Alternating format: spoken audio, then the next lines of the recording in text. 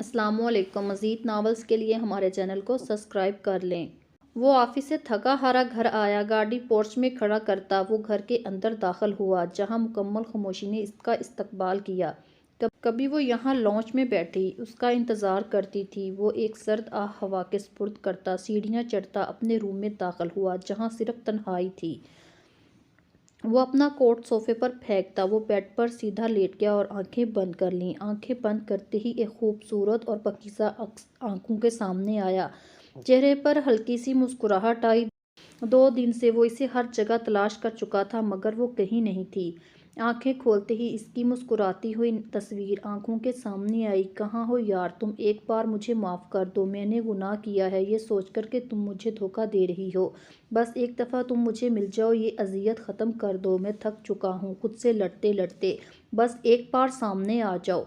आंसू इसके रुखसार भिगो रहे थे। एक और रात इसकी अजियत और तन्हाई में गुजरनी थी। मम्मा कहाँ हैं आप? वो किचन में दाखिल होती हुई बोली, जहाँ मरियम बेगम नाश्ता बनाने में मसरूफ़ थी। वैसे तो इस घर में काफ़ी नौकर मौजूद थे, मगर खाना और नाश्ता मरियम बेगम अपने हाथों से बनाती थी। क्या हुआ मेरी जान?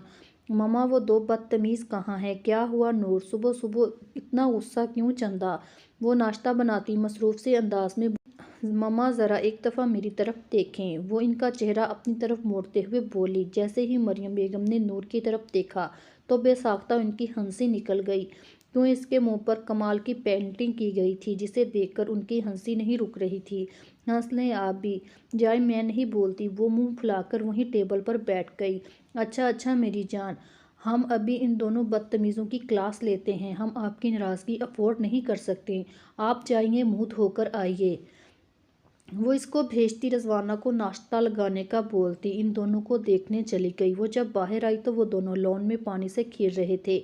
ये आप दोनों क्या कर रहे हैं? मरियम बेगम की आवाज़ पर निम्रा पाइप फेंकती इनकी तरफ आई, जबकि हैदर वहीं खड़ा अपने दांतों की नुमाइश कर रहा था। वो मम्मा, पहले इसने मुझ पर पानी फेंका, मैं तो लॉन में पौधों देखने आई थी। वो मासूम मुशक्ल बनाते हुए बोली। मम्मा ये झूठ बोल रही है।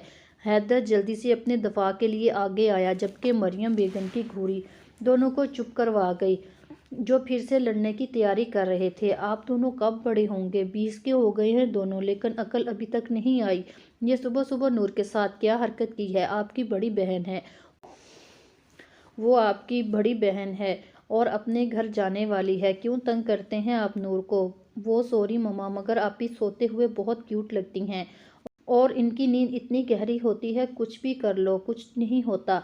हैदर ने एक बार फिर से दांतों की नुमाइश करते हुए अपना कारनामा बताया, बिना मरियम बेगम की तरफ देखे। जब उनकी नज़र इनके चेहरे पर गई तो ज़बान को ब्रेक लग गई, जबकि निम्रा इसकी हालत पर हंस रही थी।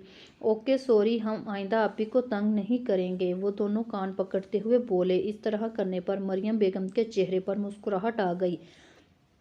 चलिए आप दोनों अंदर और जाकर कपड़े चेंज करिए और अपनी आपी से सॉरी करिए और नाश्ते की टेबल पर आइए। अभी वो इनको कुछ कहती जब रज़वाना अंदर से आती हुई दिखाई दी। वो बीबी जी, साहब जी आपको बुला रहे हैं। अच्छा तुम जाओ, यहाँ बाप का ये हाल है तो बच्चे भी तो फिर अल्लाह ही हाफिज़। वो मुंह में बड़बड़ाती हुई अंदर दाखिल हुई। अब इनका रुख अपने कमरे की तरफ था।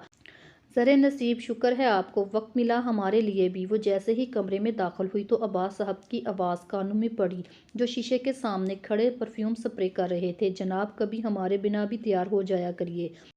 अब हम क्या करें? 25 साल से आपने ही हमारी आदतें ख़राब की हैं। वो टाई इनके हाथ में पकड़ाते हुए बोले। वक्त के साथ आदतें भी बदल लेनी चाहिए। वो टाई बांधते हुए बोली। जनाब, ये आदत तो मरने के बाद ही छूटेगी। आपको कितनी दफ़ा कहा है फजूल बातें ना किया करें। वो इनके कंधे पर मुक्का मारती बोली। हाय, आपकी इन्हीं अदाओं के तो हम दीवाने हैं। ऐसे वैसे वो इनको कोट पहनाते हुए बोली। अच्छा फिर बाकी रोमांस बाद में, कुछ अपनी उम्र का ही सोच लें। बच्चे बड़े हो गए हैं। वो इनको घड़ी पकड़ाते हुए बोली। बच्चे बड़े हो गए हैं तो हम कौन सा बूढ़े हो गए हैं? वो मुस्कुराकर देखते हुए बोले। अच्छा आ जाइए, नाश्ता तैयार है। मॉर्निंग मामा जानी। वो रुखसाना बेगम की गाल चूमता इनके सामने कुर्सी पर बैठ गया। मॉर्निंग मेरी जान। आज खैरियत? हमारा बेटा इतनी जल्दी कैसे उठ गया? बस मम्मा, आंख खुल गई तो आ गया। वो जूस ग्लास में डालता हुआ बोला। बाबा और भाई कहाँ हैं? वो जूस के सिप लेता हुआ बोला। जॉगिंग पर गए हैं, आते होंगे। वो टेबल पर नाश्ते के लवास रखती हुई बोली। یہ آج سورج کہاں سے نکلا ہے جو ابان حسن شاہ ناشتے کی ٹیبل پر موجود ہیں؟ حسن شاہ میر کے ساتھ اندر داخل ہوتے ہوئے بولا۔ ان کی بات پر احان بھی ہنس دیا۔ وہ دونوں فریش ہو کر آئے۔ حسن شاہ سربراہی کرسی پر بیٹھے جبکہ بائیں طرف رخسانہ بیگم اور دائیں طرف ان کے دونوں بیٹے جو ان کا غرور تھے وہ بیٹھے تھے۔ جی تو بیٹا جی، پڑھائی تو مکمل ہو گئی ہے آپ کی، اب آگے کیا کرنا ہے؟ حسن شاہ نے آملیٹ اپنی پلیٹ میں رکھتے ہوئے ابان سے پوچھا۔ پاپا اب یہ بزنس مجھ سے نہیں ہوگا، اس لیے میں نے سوچا ہے آپ کی پارٹی جوائن کر لوں۔ کہہ تو تم ٹھیک رہے ہو۔ کیوں میر، تم کیا کہتے ہو؟ جی پاپا، جو ابان کی مرضی، ویسے بھی بزنس سنبھالنے کے لیے میں ہوں۔ چلو پھر آج تیار رہنا ہمارے ساتھ جانے کے لیے۔ اوکے ٹھیک ہے پاپا۔ حسن شاہ موبائل پر مصروف ہو گئے۔ حسن کی جان، یہ ذرا سلائس پکڑائیے گا، ابان نے آنکھ دباتے رخسانہ بیگم سے کہا۔ رخسانہ بیگم نے آنکھیں دکھاتے ہی سلائس پکڑائے تھے اور حسن شاہ موبائل سائیڈ پر رکھتے اپنے شرارتی بیٹے کو غصے سے دیکھنے لگے۔ میر نے اپنی ہنسی چھپانے کے لیے گلاس لبوں سے لگا لیا، کیونکہ اکثر حسن شاہ یہی کہتے تھے جب وہ دونوں گھر میں اکیلے ہوتے تھے، مگر پتہ نہیں ان کے سپوتوں نے کہاں سے سن لیا، تب سے وہ اکثر ان کو چڑھانے کے لیے رخسانہ بیگم کو یہی کہتے تھے۔ اوکے مما، میں تیار ہونے جاتا ہوں۔ ابان اپنی بےعزتی سے بچنے کے لیے جلدی سے ناشتہ ختم کرتا ہوا اٹھ گیا۔ پتہ نہیں کب بڑا ہوگا یہ، حسن شاہ مسکرا کر بولے۔ ابھی گھر میں کوئی چھوٹا نہیں ہے نا، جس دن مجھ سے کوئی چھوٹا آئے گا تو میں اسی دن بڑا ہو جاؤں گا۔ وہ جاتے جاتے مڑا اور شرارتی نظروں سے میر کو دیکھنے لگا۔ رخسانہ بیگم اس کا اشارہ سمجھ گئی اور مسکرائی۔ حسن، میں نے آپ ہی سے بات کی ہے، نور کی پڑھائی اب مکمل ہو گئی ہے۔ نکاح تو ان کا بچپن میں ہو گیا تھا، مگر میں سوچ رہی ہوں ایک دفعہ پھر سے نکاح کی رسم ادا ہو جائے، وہ حسن اور میس کو کہتی ہوئی بولی۔ کہا تو آپ نے ٹھیک ہے، میں عباس بھائی سے بات کرتا ہوں۔ تو وہ نور عباس، بہت جلد تم میری دسترس میں آنے والی ہو، وہ سوچتا ہوا مسکرا دیا۔ بھائی اتنا خوش نہ ہو، بعد میں رونا پڑے گا۔ ابان میر کے کان میں سرگوشی سے بولا۔ بیٹا جی، مجھے لگتا ہے آج آپ کا مار کھانے کا ارادہ ہے۔ میر بھی اس کے کان پکڑتا ہوا بولا۔ اسی طرح ہنسی مذاق میں ناشتہ کیا گیا۔ حور بیٹا، آپ کچن میں کیا کر رہی ہو؟ جمشید لغاری نے نورہ سے حور کا پوچھا۔ اس نے بتایا چھوٹی بی بی جی کچن میں ہے اور وہی آ گئی۔ کچھ نہیں پاپا، بس آج یونیورسٹی سے آف تھا، سوچا اپنے پیارے پاپا کے لیے ناشتہ بنا دوں۔ پھر ہماری ڈول نے کیا بنایا ہے؟ آج موسم اچھا تھا اس لیے آلو کے پراٹھے، آپ کو بہت پسند ہے نا؟ وہ مسکرا کر بولی۔ پسند تو ہے، آپ کو کس نے بتایا؟ پھپھو نے بتایا۔ وہ پراٹھے کی سائیڈ چینج کرتے ہوئے بولی۔ اچھا آپ بیٹھے، ابھی 10 منٹ میں آتی ہوں۔ حور نے نورہ کے ساتھ مل کر ناشتہ ٹیبل پر لگوایا اور اپنی جگہ پر بیٹھ گئی۔ تو پاپا بتائیے کیسے بنے؟ وہ جمشید صاحب کو نوالا منہ میں ڈالتے ہوئے دیکھ کر بولی۔ آپ کی ماما کے بعد میں نے پہلی دفعہ آلو کے پراٹھے کھائے ہیں اور ہماری بیٹی نے بہت اچھے بنائے ہیں۔ ابھی وہ ایک اور نوالا ڈالتے جب ان کو اندر داخل ہوتا لڑکھڑاتا ہوا زیب دکھا۔ وہیں رک جاؤ، وہ جو مشکل سے اپنے قدم زمین پر رکھ پا رہا تھا، باپ کی آواز پر وہیں رک گیا اور سوالیہ نظروں سے انہیں دیکھنے لگا۔ کہاں سے آ رہے ہو؟ یہ کوئی ہوٹل ہے؟ جب تمہارا دل کیا گھر آ جاؤ، وہ غصے سے بولتے ہوئے اس کے قریب پہنچے۔ اورنگزیب لغاری کے 3 بچے تھے، بڑا بیٹا جمشید لغاری، پھر رخسانہ لغاری اور پھر مریم لغاری۔ اورنگزیب لغاری اور ان کی بیوی کا کار حادثے میں انتقال ہو گیا تھا۔ اپنے والدین کے انتقال کے بعد جمشید لغاری کے کندھوں پر بڑی ذمہ داریاں آ گئیں۔ انہوں نے اپنی بہنوں کا خیال رکھا، ان کی ہر چھوٹی چھوٹی خواہش پوری کی۔ پھر ان کے گھروں میں کوئی بڑا نہ ہونے کی وجہ سے ان کو ہمیشہ اپنے بہنوں کی فکر رہتی تھی۔ آفس سے جب بھی وہ گھر آتے تو اکثر تھکے ہوتے، لیکن وہ پھر بھی مسکراتے، اپنی بہنوں کے ساتھ وقت گزارتے۔ اسی دوران ان کی ملاقات فاطمہ سے ہوئی، اپنے جیون ساتھی کے روپ میں۔ ان کو اچھی لگی، اس لیے انہوں نے شادی کا فیصلہ کر لیا، جو کہ ایک قسم کا اچھا فیصلہ ثابت ہوا۔ فاطمہ نہ صرف اچھی جیون ساتھی تھی بلکہ وہ اچھی بھابھی بھی تھی۔ انہوں نے اپنی بہنوں کی شادی اچھے خاندانوں میں کی اور اچھے طریقے سے اپنی بہن کی ذمہ داریاں ادا کی۔ یہ مجھ سے آپ پوچھ رہے ہیں میں کہاں سے آ رہا ہوں؟ جہاں سے بھی آؤں، یہ میرا گھر ہے، زیب لغاری کا۔ وہ بھی اپنے باپ کے ساتھ اپنا نام نہیں لگاتا تھا۔ آپ بتائیے، آپ کیسا راستہ بھول گئے؟ وہ باپ کی آنکھوں میں آنکھیں ڈالتا ہوا بولا۔ بھائی پلیز، بابا کل ہی آئے ہیں۔ حور زیب کا غصہ دیکھ کر اس کے قریب پہنچی۔ تو جمشید صاحب، آ گئی آپ کو ہماری یاد کہ آپ کے پاکستان میں تو بچے بھی ہیں؟ زبردستی سے وہ زخمی سی مسکراہٹ کے ساتھ بولا۔ حور سے بھی بھائی کی آنکھوں کا درد چھپا نہیں رہا۔ جمشید صاحب تو چپ چاپ کھڑے بیٹے کے منہ سے اپنے لیے زہر سن رہے تھے، جو انہوں نے خود اپنے ہاتھوں سے اس کے اندر بھرا تھا۔ 12 سال جانتے ہیں کتنا عرصہ ہوتا ہے جمشید صاحب؟ ان سالوں میں ہم آپ سے دور رہے، جب ہمیں ڈر لگتا تھا تو کوئی شفقت بڑا لمس تلاش کرتے تھے، مگر آپ نہیں آئے تب پھپھو تھی ہمارے پاس، باپ نہیں۔ یاد ہے وہ رات آپ کو جب آپ پھپھو کے پاس چھوڑ کر گئے تھے؟ کتنا رویا تھا، مگر آپ کو فرق نہیں پڑا۔ آپ نے اپنی بیوی کھوئی تھی تو ہم نے بھی اپنی ماں کو کھویا تھا۔ اس کی آنکھیں گزرے وقت کو یاد کر کے ایک بار پھر بھیگی، مگر وہ رونا نہیں چاہتا تھا اپنے باپ کے سامنے، اس لیے منہ موڑ کر اپنے آنسو صاف کیے۔ جمشید صاحب نے بھی رونا دیا، کتنا دکھ دیا تھا انہوں نے اپنے بچوں کو۔ ان کی بیوی اگر مری تھی تو وہ ماں بھی تھی۔ ان سے کیسے میں اپنے بچوں کا بدلہ لے سکتا ہوں؟ کیوں میں اتنے سال دور رہا اپنے بچوں سے؟ ان کا ضمیر ملامت کر رہا تھا۔ حور میرے کمرے میں میری کافی لے آنا، اگر ان سے فارغ ہو جاؤ، وہ سرد آواز میں کہتا۔ جمشید صاحب کو ساکت وجود پر نظر ڈالتا سیڑھیاں چڑھتا ہوا اپنے کمرے میں چلا گیا۔ کل ہی اسے حیدر نے بتایا تھا نور کے نکاح کے بارے میں۔ غصے سے وہ آفس کے سارے سٹاف کی شامت لا رہا تھا۔ چھٹی کے بعد بھی وہ ساری رات اپنے آفس میں بیٹھا سگریٹیں پھونکتا رہا۔ وہ عشق کرتا تھا نور سے، بے پناہ عشق، اس کے بغیر تو زندہ بھی نہیں رہ سکتا تھا۔ اس کی مسکراہٹ اور اس کی چھوٹی چھوٹی شرارتوں سے اور ہر چیز سے پیار تھا اسے۔ نیلی آنکھوں والی وہ خوبصورت لڑکی، جان تھی زیب لگاری کی، وہ کیسے کسی اور کی ہو سکتی تھی؟ ساری رات وہ اس کے بارے میں سوچتا رہا، اور جب صبح گھر پہنچا تو گارڈ نے اسے جمشید صاحب کے بارے میں بتایا۔ اندر داخل ہوتے ہی ان کا وہ لہجہ حق جتانا آگ لگا گیا اسے۔ وہ تلخ کلامی کر گیا ان سے اور اپنے کمرے میں موجود ہر چیز پر اپنا غصہ نکال رہا تھا۔ شیشے کے ٹکڑے پورے کمرے میں گرے تھے، قیمتی پرفیوم اپنی بے قدری کا منہ بولتا ثبوت تھے۔ میں یہ نہیں ہونے دے سکتا، نور صرف زیب کی ہے، میں پھر اس کے ساتھ ناانصافی نہیں ہونے دوں گا۔ وہ جنونی انداز میں کمرے میں چکر لگا رہا تھا۔ چھین لوں گا میں میر سے، تم صرف اور صرف میری ہو۔ وہ وہیں شیشے کے ٹکڑوں کے قریب بیٹھا، اپنی شرٹ کے بٹن کھول کر شیشے سے اس کا نام اپنے سینے پر لکھنے لگا۔ اس وقت وہ صرف ایک جنونی انسان لگ رہا تھا جسے ایسا کرنے سے سکون مل رہا تھا۔ اس طرح تم بھی ایک دن اپنے قریب کر لوں گا، ہمیشہ۔ وہ اٹھ کر بیڈ پر دراز ہو گیا، آنکھیں بند کرتا وہ خوبصورت آنکھیں نظر آئی۔ وہ مسکرا دیا۔ میری زندگی صرف، وہ میری منہ میں بڑبڑاتا نیند کی وادیوں میں کھو گیا۔ آپی میری جان، آپی میری جان، مان جائیں نا۔ وہ پچھلے آدھے گھنٹے سے نور کو منانے کی کوشش کر رہے تھے، مگر وہ منہ بسور کر ان سے صاف ناراضگی ظاہر کر رہی تھی۔ اچھا آپی، سوری نا، اب ہم آپ کے ساتھ کبھی کوئی شرارت نہیں کریں گے، پرومس۔ پچھلی بار بھی تو یہی کہا تھا تم دونوں نے، وہ دونوں کو گھورتے ہوئے بولی۔ اچھا آپی، اب کی بار پکے والا پرومس، کبھی کوئی شرارت نہیں کریں گے، بس اپنی پڑھائی پر توجہ دیں گے، پلیز پلیز پلیز آپی۔ حیدر اس کا ہاتھ پکڑتے ہوئے بولا۔ اوکے ٹھیک ہے، مگر اگلی بار اگر ایسا کچھ بھی کیا تو میں معاف نہیں کروں گی تم دونوں کی۔ اوکے اوکے ٹھیک ہے آپی، وہ دونوں اچھے بچوں کی طرح ہاں میں سر ہلاتے ہوئے بولے۔ آپی میں نے سنا ہے کہ آج پھپھو اور میر بھائی آ رہے ہیں۔ نمرا کی زبان پر کھجلی ہوئی۔ نور کا چہرہ منٹوں میں سرخ سے انار ہوا۔ دونوں کو پتا تھا ان کا نکاح بچپن میں ہی ہو گیا ہے، مگر کبھی بھی میر نے اپنی حد پار کرنے کی کوشش نہیں کی، اور یہی بات نور کو سب سے زیادہ پسند تھی۔ وہ پاگل نیلی آنکھوں والی شہزادی دیوانی تھی میر حسن کے عشق میں۔ وہ اپنے آپ کو بہت خوش نصیب تصور کرتی تھی، جس کے عشق کو خدا نے بنا کسی رکاوٹ کے اس کی جھولی میں ڈال دیا تھا، مگر دور کہیں قسمت کو کچھ اور ہی منظور تھا۔ یہ پاکیزہ نور کسی کی زندگی میں پھیلا تھا، یہ تو بس قسمت جانتی تھی۔ اس کانچ سی لڑکی کی قسمت میں شاید ٹوٹنا ہی لکھا تھا۔ اوہو بھائی، خیالوں کی دنیا میں کھو گئی آپ، نمرا اس کے سامنے چٹکی بجاتے ہوئے بولی۔ نہیں نہیں، وہ بکھلا کر بولی۔ اچھا اب تم دونوں جاؤ، مجھے ضروری کام ہے۔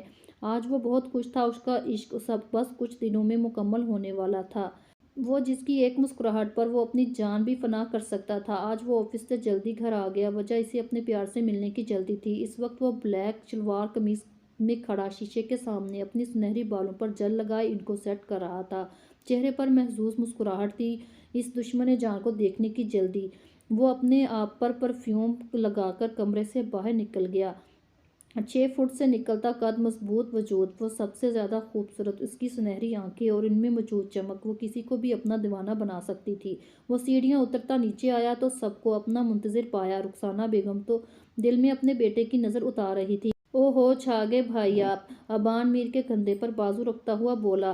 میری تو چلو تیاری بنتی ہے، تو کیوں تیار ہوا ہے؟ وہ پورچ میں کھڑی گاڑی کی طرف بڑھتے ہوئے بولا۔ جس کے لیے تیار ہوا ہوں وہ بھی تو دیکھنا گوارا نہیں کرتی؟ وہ منہ میں ہی بڑبڑایا تھا۔ کچھ کہا تم نے؟ میر گاڑی میں بیٹھتے ہوئے ابان سے بولا۔ نہیں، میں نے کچھ نہیں کہا۔ بھائی صبح جب نور کافی لے کر آئی تھی تو اس نے دروازے پر دستک دی، مگر زیب نے اندر سے کوئی جواب نہیں دیا۔ وہ چلی گئی، شاید وہ سو گئے ہیں۔ ان کو پھپھو کے گھر جانا تھا تو حور جگانے آئی تھی۔ جمشید صاحب بھی اپنے کمرے میں بند تھے۔ بھائی حور نے ایک دفعہ پھر دستک دی۔ آ جاؤ گڑیا، زیب شرٹ ڈالتا ہوا بولا۔ زخم تو اب سوکھ چکا تھا، بس ذرا سی اکڑن تھی۔ وہ دروازہ کھولتی اندر داخل، مگر اندر کا منظر دیکھتے ہی پریشان ہو گئی، جہاں ہر طرف کانچ ہی کانچ تھا۔ بھائی یہ کیا کمرے کا حال بنایا ہوا ہے؟ وہ زیب کو گھورتے ہوئے بولی۔ کچھ نہیں گڑیا، بس غصہ آ گیا، وہ سگریٹ سلگاتا ہوا بولا۔ وہ غصے سے گھورتی نورہ کو آواز دینے لگی، چھوٹی بی بی جی، نورہ تم سے یہ بھائی کا کمرہ جلدی جلدی صاف کرو۔ بھائی آپ جلدی سے ریڈی ہو جاؤ، کیوں کہیں جانا ہے کیا؟ وہ صوفے سے اٹھ کر بالکنی کی طرف گیا، حور بھی اس کے پیچھے آ گئی۔ بھائی وہ پھپھو کی 2 دفعہ کال آئی ہے تو پھر کیا ہوا؟ وہ دور آسمان پر دیکھتا ہوا بولا، جہاں شام کے سائے لہرا رہے تھے، وہ بالکل ویسے جیسے اس کی زندگی میں اندھیرا پھیل گیا تھا۔ بھائی آپ بھول گئے ہیں۔ جب وہ کچھ نہیں بولا تو حور نے اس کے بازو پر اپنا ہاتھ رکھا۔ بھائی کیا کہا تم نے؟ بھائی آپ کا دھیان کہاں ہے؟ طبیعت ٹھیک ہے آپ کی؟ وہ اس کا ماتھا چھو کر بولی۔ گڑیا ایسا کیوں ہوتا ہے؟ جس سے بھی میں پیار کرتا ہوں، جسے بھی اپنا سمجھتا ہوں، وہ دور چلے جاتے ہیں۔ وہ آسمان کی طرف دیکھتا ہوا کچھ کہہ رہا تھا۔ پہلے مما چھوڑ کر چلی گئی، پھر پاپا کو بھی ہمارا خیال نہیں آیا، وہ بھی اپنا غم بھولنے میں ہمیں چھوڑ کر چلے گئے، اور اب نور بھی مجھ سے دور جا رہی ہے۔ کیسے روکوں میں اسے؟ کیسے شامل کروں میں اپنی زندگی میں؟ وہ حور کی طرف دیکھتا ہوا آنکھیں ضبط سے سرخ ہو رہی تھی۔ بھائی سنبھالیں خود کو، جو قسمت میں لکھا ہوتا ہے وہی ہوتا ہے۔ نور تو کبھی آپ کے نصیب میں تھی ہی نہیں، وہ بچپن سے ہی میر بھائی کی ہو گئی تھی۔ نہیں وہ میر کی نہیں، وہ صرف میری اور میری ہے، سمجھی؟